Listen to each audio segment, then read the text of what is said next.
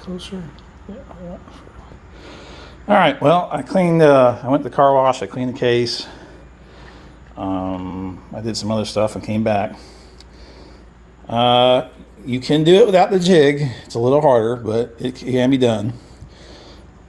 What I did was I put the idler or cluster bearing in. I put a little grease on it to keep it from popping around. Initially what I did is I had the main shaft laying on the table, cluster, and then the reverse idler laying on top.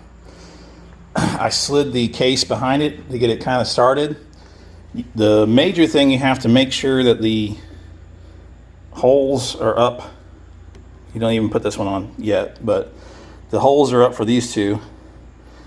And I used a magnet. So strong it sticks to my pry bar. But I used a magnet to hold the that C plate with the 3 bolts go into. I held it like that, and it just sat there and kept it in the right spot, so it wasn't turning and flipping over. So I slid it in, and then once I got it to a certain point where I felt confident to pick it up, I have this. I've had this forever. I don't even remember where the hell I got it. But it's a heavy piece of aluminum. Originally it was just going to sit it in it, but it was too tall. The seal was hitting the ground. So once I put the wood there to space it up, I stood it up straight, was able to get the reverse idler bolted in, and then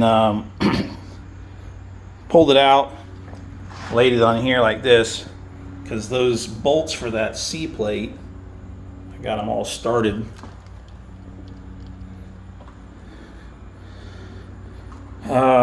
But once I did that, I slid the shift rail in. Make sure this hole is up.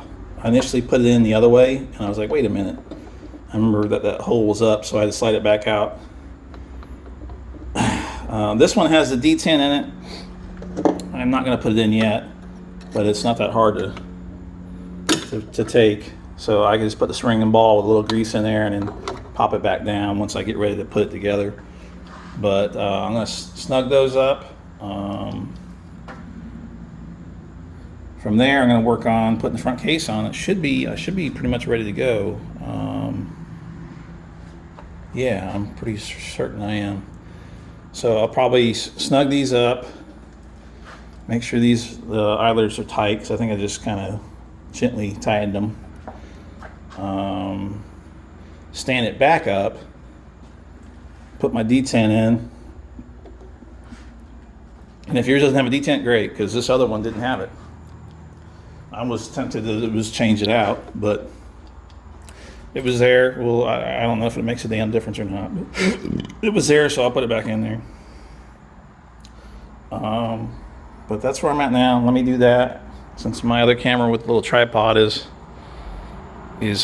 still charging. Man, I'm sweating so bad. It's so humid here. Okay, I don't have any anaerobic sealer, and I really wish I did, but I'm not wasting. It's 9 o'clock, and I'm not trying to go run all over town trying to find it. So I light coated ultra gray. It's they're 2 machine surfaces, so you don't need a lot. You don't want a bunch of push out. You just want to keep it from leaking oil, and most of it's just below half. So, but anyways, put my D10 in. That weird bolt that you take out on top, it rides here, so that's why it's important it holds up. I'm going to put the front half of the case on, put 2 bolts in it, put that one single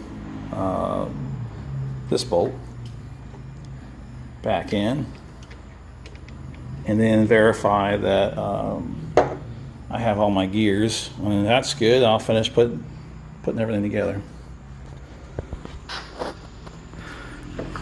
God damn. Trying to do it the other way, put the top on the bottom, not working, at least not for me.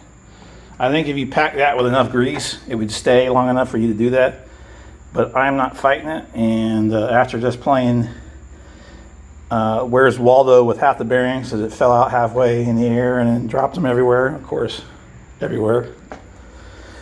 I found them all, so I'm gonna do it this way. Okay, so once you get that back together, so your detent hole,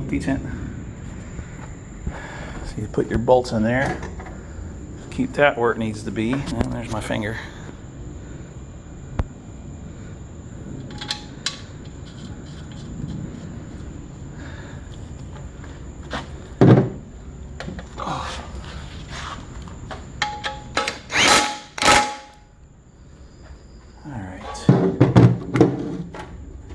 Put that pain in the ass detent in. That'll be like the last thing I do.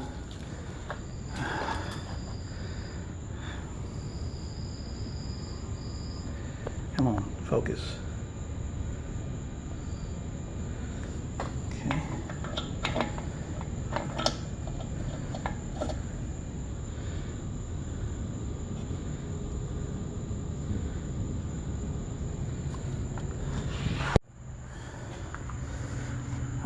Tested everything. We got reverse. We got all the forward gears. It goes in and out of gear like it's supposed to. This noise right here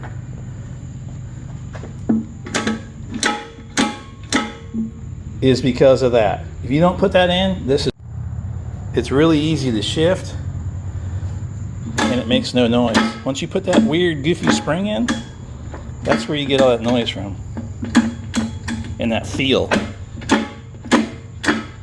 Amazing. But yeah, all I gotta do is put my clip on, my front retainer cover, and my release bearing, and then my sensors, and I'm done. Damn it, I didn't know this was zoomed in, sorry. Any questions, just leave some comments.